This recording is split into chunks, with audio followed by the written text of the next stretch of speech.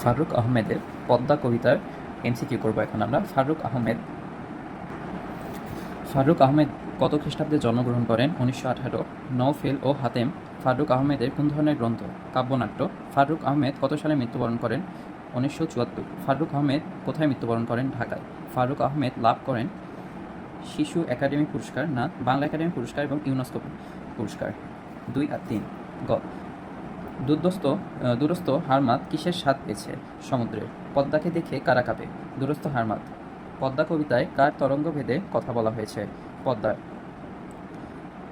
পদ্মা তরঙ্গভঙ্গের চরের বর্ণ কেমন হয়েছে? পাণ্ডুর। সংগ্রামী মানুষ পদ্মার দুই তীরে কি চালায়? লাঙল। লাঙল চালানোর সঙ্গে নিচের কোন বিষয়টি সম্পর্কিত? চর। উর্বর চরে কি ফলানোর কথা বলা হয়েছে? ফসল। জীবন মৃত্যুর দণ্ড কেমন? নৃশংস। পদ্মা নদী কেমন আহ্বান জাগায় কথা বলা হয়েছে? পরিপূর্ণ। পদ্মা কবিতার কার সুতীব্র গতি কথা বলা হয়েছে? পদ্মার।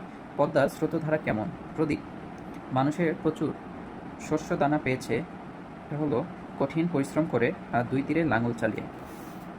তরঙ্গ শব্দের অর্থ কী? ঢেউ। জাওয়ান শব্দের অর্থ কী?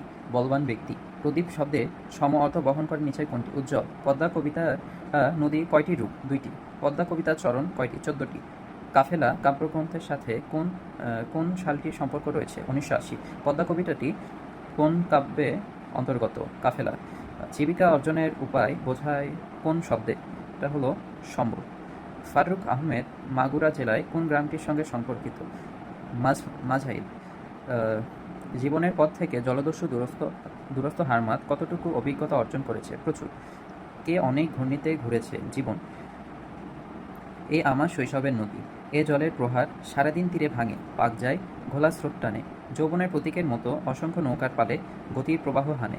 মাটির কলসে জল ভরে, ঘরে ফিরে শালিমের বউ তার ভিজে দুটি পায়।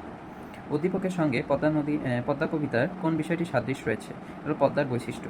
সারাদিন তীর ভাঙে, পাক খায়, ঘোলা স্রোত টানে। এর সঙ্গে পদ্মা কবিতার কোন চরণটির মিল রয়েছে? বর্ষায় তোমার স্রোতে গেছে ভেসে সাজানো বাগান।